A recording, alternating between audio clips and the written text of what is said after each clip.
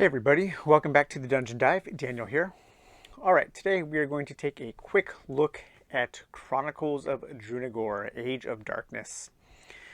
This is a new game, of course, hotly delivered from Kickstarter, and unfortunately that's really the only way you can get it right now.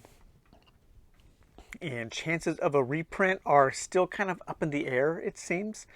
I'm not quite sure what's going on, but it's one of those games where I'm going to be kind of talking about it, and if a game sounds interesting to you and you didn't back it, just stay tuned for the next Kickstarter and let's see what happens. So I only backed the base game, which is this big box here, and then also here's the stretch goals box, and then I purchased one little add-on, a little adventure pack, kind of a small little expansion. So Chronicles of Drunagor, the name is really generic, but it is what it is. This is not going to be a review. I have not played enough to do a proper review yet, and it's probably not going to happen for quite some time. And the reason for that is my group is actually going to get together and play this as a group with five, kind of alternating in and out of the campaign. This is going to be our first post-COVID game once everybody gets vaccinated and everything, so we are looking forward to that. I have played through the first couple of chapters a couple times each, and a learning game with a few different heroes, a couple different heroes, to get the sense of the game, to learn it, and just enough to be able to talk about some of the things that I enjoy and some of the possible issues that I could see coming up. But the short version of this video is that I do really like this game so far. It is more fun than I thought it was going to be. A lot of that has to do with how the heroes operate. I think the heroes are pretty fantastic, and that's going to be the first thing that we're going to take a look at.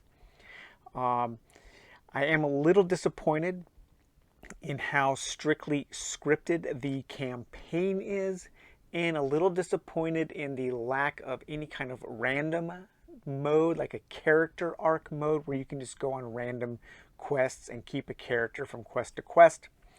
And maybe a little disappointed in the amount of enemy variety. But the game from a moment to moment basis is a hell of a lot of fun. So we're gonna go down and take a look at the characters, because I think that's where the game really shines. Okay, we're gonna take a little look at the heroes now. So I think I can safely say that I've never experienced a game where the heroes feel more heroic than they do in Chronicles of Drunagor. The moment-to-moment action that happens on the game board, and this is a basic dungeon crawl, you are moving from tile to tile, is very dynamic. And the choices that you have at any given moment with which powers to trigger, how to play your character, are really fantastic and just so entertaining and so much fun. The thing that this game reminds me the most of is a 90s Hong Kong flying swordsman movie, because your characters are moving around the map quickly. Some of them are jumping over things, some of them are flying, doing high kicks, low kicks, knocking combatants down, pushing them off of bridges into spike traps, shooting force blasts out of their swords and hands, using weapons, using magic. I mean, it is a really dynamic game when it comes down to the moment-to-moment action. And that is where I am having the most fun. This game, the lens through which this game is viewed is narrowly focused on the heroes. They spent a lot of time making the heroes feel different, feel exciting and dynamic, and just super fun to play.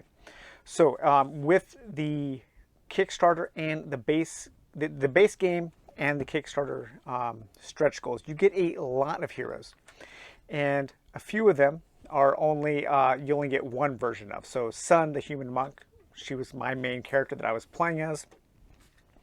But then there are druids, bards, sorcerers, assassins, clerics, mages, warriors, rangers, and shadow knights. Rangers and shadow knights, there are also only one version of. These three characters, there's only one version of. However, all of these characters, there are two versions of, and they are somewhat different. So we have another druid, another bard, another sorcerer, assassin, cleric, elf mage, and warrior. So as you can see, the warrior here, arcing swing and guarding strike. Here we have arcing swing and hack and slash. Battle focus and martial training. Battle focus and tactical advantage. So they are slightly different. Two kind of wildly different on some of them, but you get a lot of different classes, and from what I can tell from looking and from playing a few of them, they play very differently. And it's one of these games where I am really looking forward to playing each one of these characters and really learning how to play the characters, because that is something that is important. That is something that I think is kind of like Gloomhaven in a bit, in that you are going to really want to dive into these characters to learn them and learn how to play them properly. Because there are a lot of small little like puzzle-like elements that are intertwined in this game, depending on the movement, on the range, on how your abilities trigger, what you need to do to rest and recuperate your action points, and just all kinds of different things you have to think about. But the main thing is, every time you make a choice, you're making a choice between doing something cool and then also doing something cool, because there are so many things to do. So your character is going to have your basic character sheet here. You're going to have a number of innate abilities on the side here, and those correspond to like kind of like melee and strength, range and dexterity, movement and agility, and mental and magic. So yellow is for melee, red for ranged, green for agility, and blue is for mobility. Or I'm sorry, magic, knowledge, mental. And you're going to have an initiative card. And that initiative card is what you're going to place on the initiative track, so you can keep track of when it is your turn. And this also tells you your starting cubes, your action cubes that you're going to get. So the monk starts with 2 melee, an agility, a range, and a knowledge. I think it's knowledge blue. And these can be spent on a number of things. However, one other thing you're going to do is, when you make your character, and before each game, because these can change, you're going to pick a different role for your character to play in that scenario. So you could be a defender, a controller, a leader, a striker, or support. I've been playing the defender, so the defender is going to start with 2 cards that are going to give that character 4 additional skills.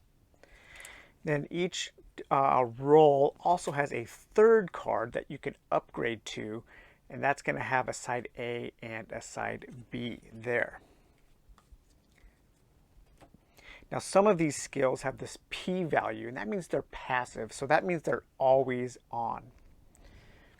All right. Additionally, each one of these classes, the Shadow Knight, Sorcerer, Bard, Druid, Ranger, Mage, Cleric, Assassin, Warrior, and Monk, has these class skills.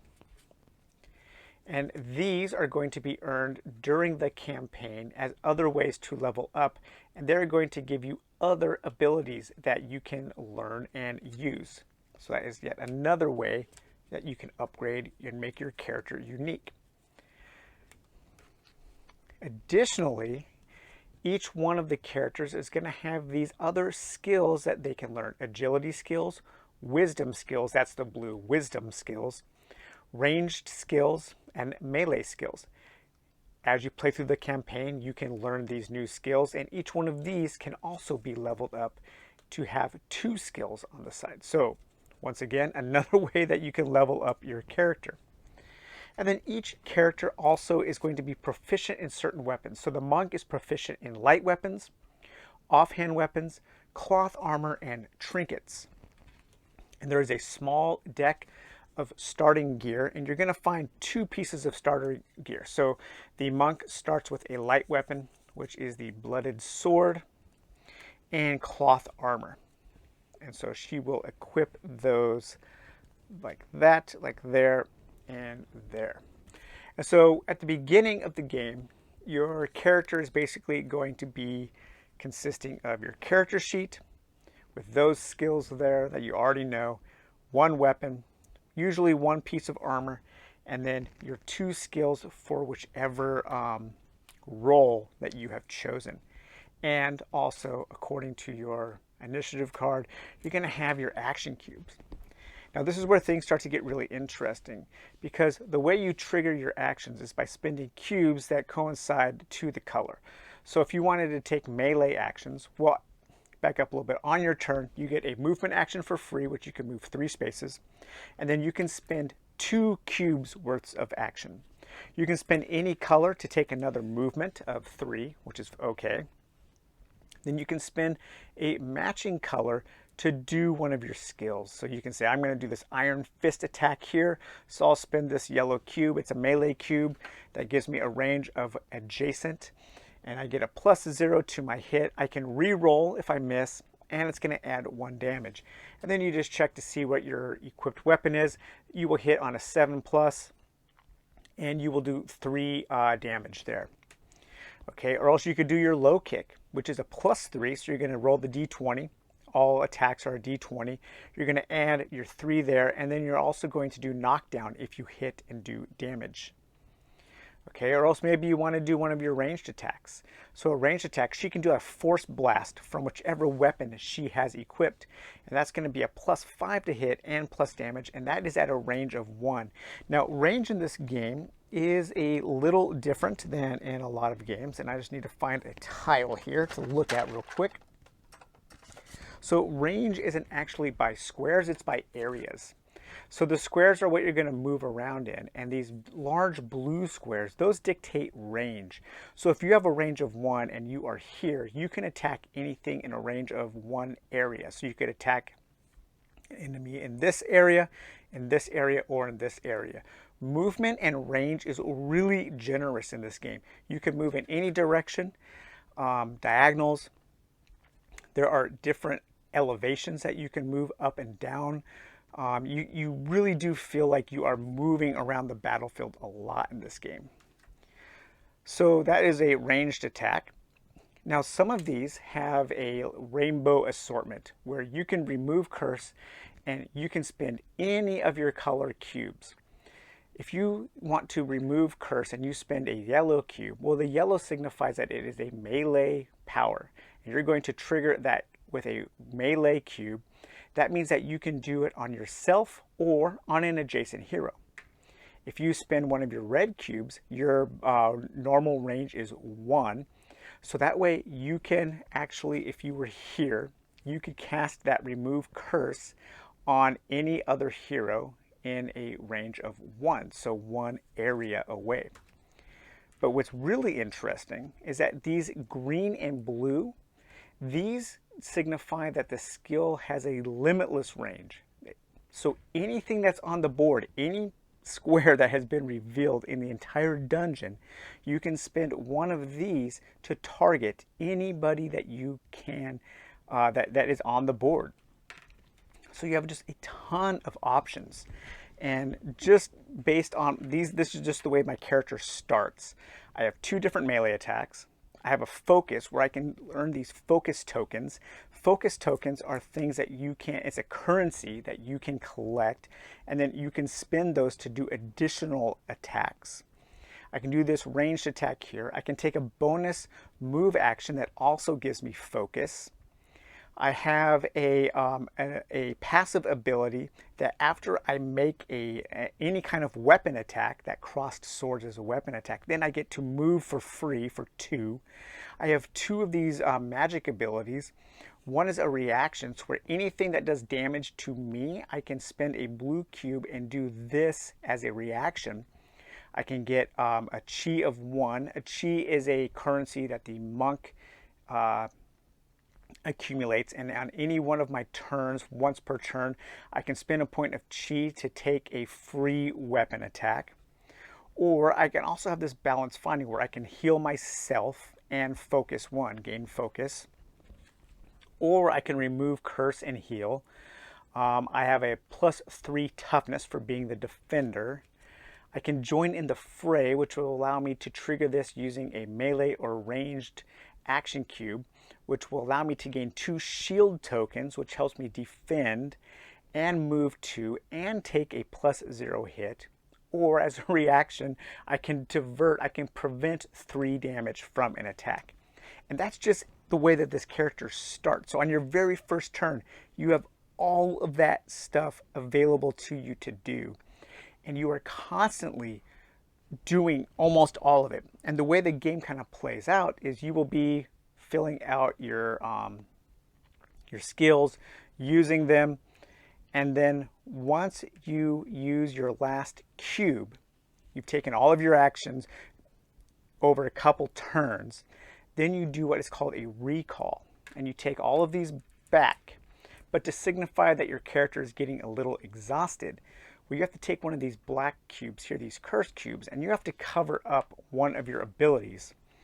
And that ability cannot be used until you take a cleansing action. And cleansing, you can remove 1 curse. If you accumulate too many curses, I think it's 5, well then your character is dead, and that's one of the ways you can lose the game. Another way you can lose the game is if your health ever goes down to 0.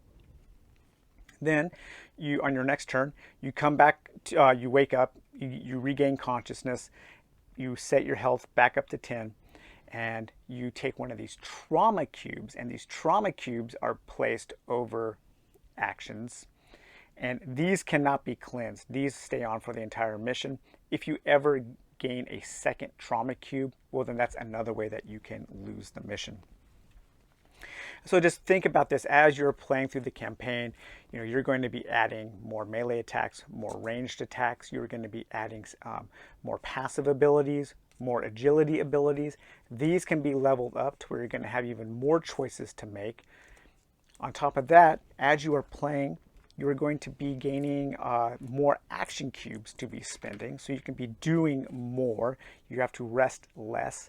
And then you're also going to be gaining these class abilities, which are mainly passives, things that will help you make critical attacks on better critical attacks, or just better combos and different things. So some attacks are magic attacks, and you don't even have to roll to make that attack. It just does damage. There are really cool ways to combo. You can move, attack, use an ability to give yourself an extra movement, move again and make an attack. There's just all kinds of really cool choices. And where that also comes into play is in the way the enemies attack the heroes in this game. So enemies never roll dice. The enemy has a certain kind of attack that it's going to do, and it's going to do a certain amount of damage at a certain range.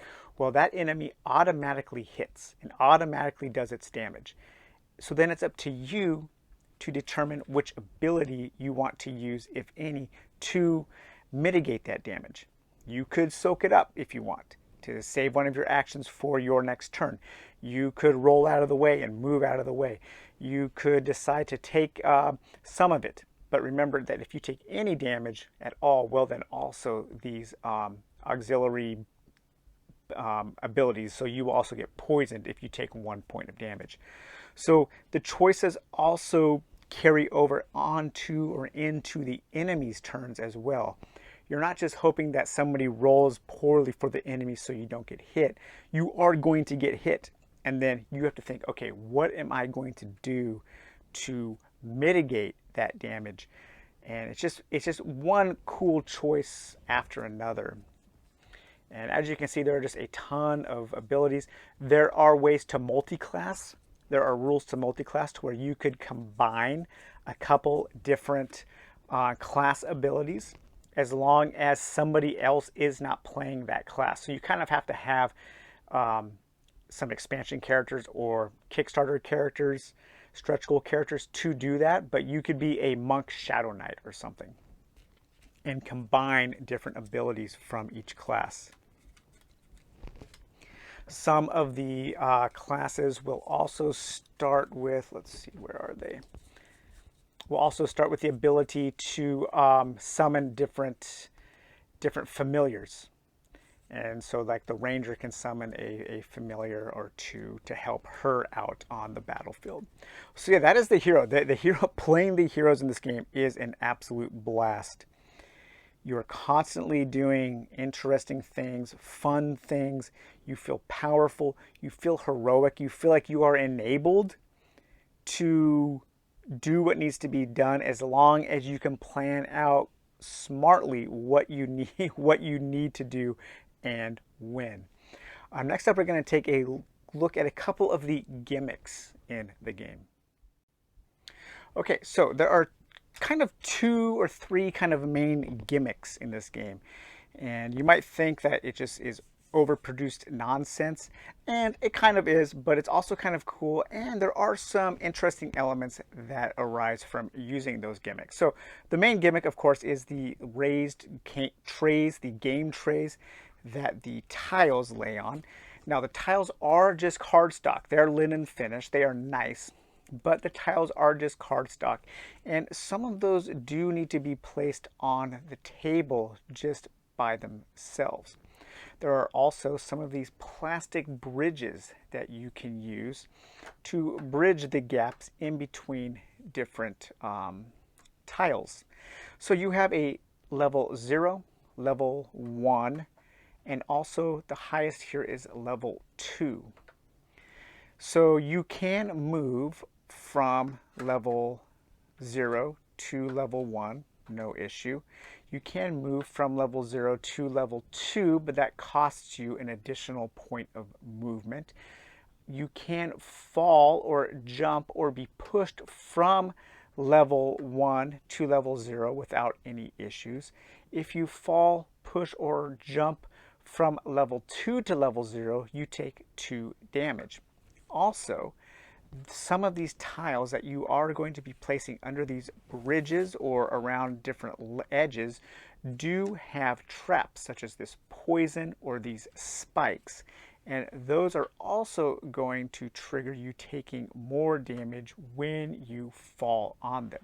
So there are some elements that benefit from having this visual representation and this physical representation of different levels. And here we just have some enemies set up. So if this enemy was standing in this spot and I had some kind of ability that would allow me to push the enemy off, I could push them down onto that trap, and then they would take damage from the spikes, but they can also on their turn move back up to attack me. So I do like that. There are some weird issues with using these raised tiles because of the way that they needed to be spaced out to work, where these squares from one level to the next, especially from like level 2 down to level 0, don't actually line up. You know, if you put these to where these two line up, then over here they're offset a bit. So it's kind of weird, it's kind of fiddly. You just have to remember that these always match up with that, these there, and these there. And everything is adjacent. There are no walls, no barriers that I've discovered yet in this game. There are no rules for cover. That's kind of a double-edged sword, because while it makes for some really interesting use of your powers where you can just target anything, anywhere, it does kind of make it just feel like it is kind of just one open arena, even if there are like interesting elements like this. So if you were down here and you wanted to attack adjacent, you could attack there, you could attack there, and there. Same as here, you can attack up. But there are advantages and disadvantages. If you attack from a higher elevation, then you get a bonus. If you attack from a lower elevation, then you take a penalty. But that bonus and penalty does not happen with monsters because, remember, monsters always hit. So that is the way that the terrain gimmick works. I think it looks pretty cool on the table. It is interesting. I've never seen a dungeon crawl use terrain like this before, but there are some practical and tactical and more gameplay uses for it. Another one of the gimmicks in this game are these folding doors. So these aren't really doors, even though some of them have doors on them, because remember, like I said, there are no walls.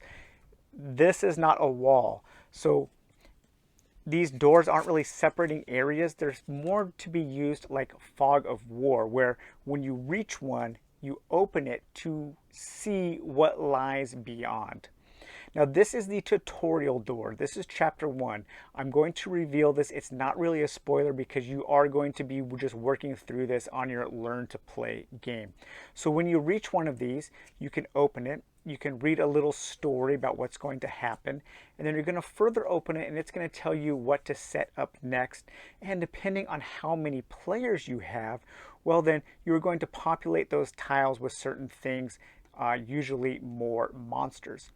So depending on how many heroes are playing from scenario to scenario, from quest to quest, the game will scale on the fly as you are playing. So that's why I think it's pretty easy for people to drop in and out of a campaign. And then a lot of these are also going to have special rules that will make the next room different or more difficult and just add a little spice. Additionally, every single one of these door cards is going to have a QR code.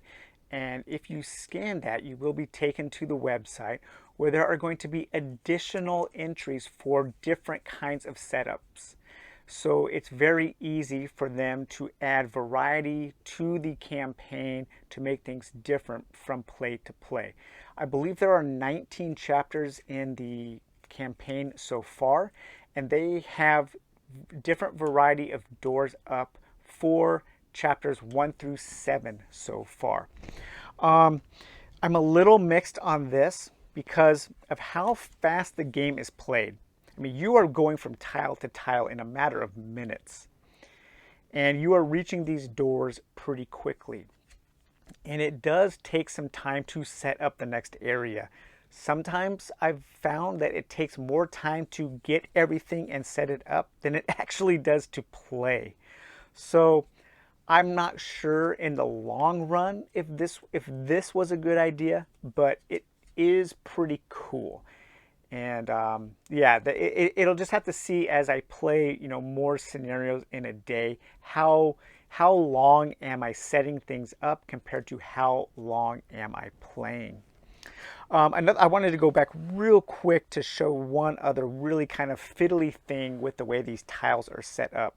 If you had this tile here, and you had a level 0 tile here, and a level 0 tile here, if you just line those up, as you can see, these corners are very far apart. However, they are considered adjacent. They are considered to be like that, at least according to an example of movement in the rule book. So that is a really fiddly kind of problem with using these tiles, these trays that stick out past the corner.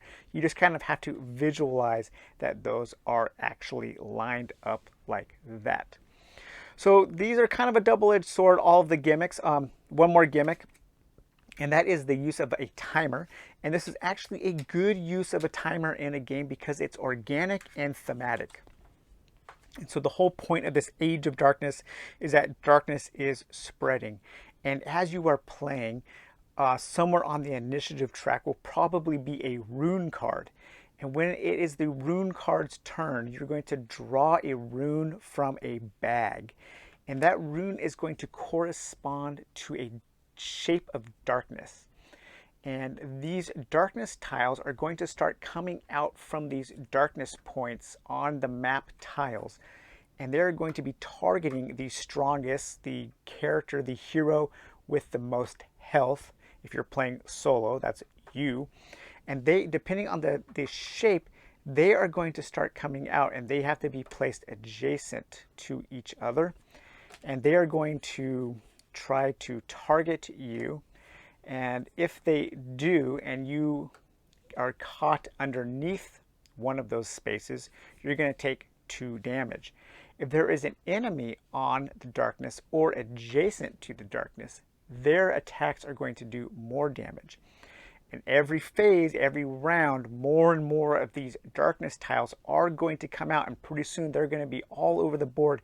And so you do have a pretty big incentive to push your way through the dungeon to move quickly. So while this is a timer, I don't mind it at all because it is so thematic. It makes sense why I would want to rush, because I don't want to be caught in this darkness. It's not just some arbitrary rule that says, hey, you have 5 turns to get through this tile. There is a reason for it, and I like that. Next up, we're going to come to a couple negatives that I have. Actually, I lied. One more gimmick. Yeah, this game is full of gimmicks. This is the interactions book. Periodically, throughout certain quests, you're going to have points of interaction, and they will be marked with a token where you can interact with something once or twice. And when you do, you're going to be told to look in this book or a page of the campaign guide. And then you're going to see a picture here. And you are going to look at certain things on the picture. So you might come across this haunted door, or in the tutorial you're going to come across this lady wielding a knife trying to protect a kid, and you will have different things that you can choose to do. You can take the knife from her hand, you can take them to Black River Village, you can try to talk to the girl, or you can try and calm the woman to obtain more information. Then you turn to a certain paragraph in the campaign book. Oftentimes you will have to do some kind of a stat check, or make a choice, or read a paragraph, and then you will get certain things. If you fail, certain bad things might happen. If you succeed, good things might happen. There are ways in these interactions to gain keywords, and once you start gaining your keywords, then you write those down on a character sheet, on a campaign log, and at other points in that quest, if you have certain keywords, those will trigger certain things. So kind of a cool gimmick. There are quite a few, and there are more in the campaign book. So something different that I haven't seen before in a game. So one of my main criticisms of the game so far really does have to do with the campaign and how strictly structured it is. It is a lot like Madara, and two of my biggest complaints about Madara is, one, there was way too much reading. We would often read more than we would actually play. That's not a problem here. The reading is kept pretty minimal, maybe like a long page or something. But also in Madara, while you were actually playing the game, while you were on the battlefield, while you were in the dungeons, on the quests, there was never any way to really find interesting things to level up. It didn't really matter what you did as long as you beat the quest. The quest book tells you exactly when you level up and exactly what you get. And that is the case here. You're going to finish a mission, and for instance, just on chapter 1, this is the tutorial, so not really a spoiler. Once you beat chapter 1, you're going to reveal all the cards from the level 1 equipment deck, and then each player can choose one equipment card. So it's not like you are discovering things while you are playing. If you do come across a treasure chest while you are playing, then you're going to draw from this small deck here. And like Madara, it's not really much of interest. Lots of potions and little one-off scrolls. So you can get healing potions and that kind of thing, cleansing potions. You might find a mimic. But you know, you're not going to be opening up a treasure chest and finding a super powerful item or relic or anything. It's going to be pretty boring. That was a main, really big complaint I had in Madara, was every time you went to get the treasure, it was just like 5 gold, 10 gold. Oh boy, more gold. You know, it's just, it wasn't exciting. I like games where you can open up a treasure chest and find something exciting. Now, you might find some items on certain quests. There is this small deck here of quest items. So you might find some of these on a quest, but it's all going to be very scripted. You will never find one of these on chance or some random draw. So it's not one of those games. You're not going to be going out questing for XP and leveling up. It's not a character arc campaign. Everything that happens to your characters is tightly scripted in this campaign. The campaign tells you when you can level up your abilities. It tells you when you can level up your classes and that kind of thing. But there are more interactions that you can take within the quest book.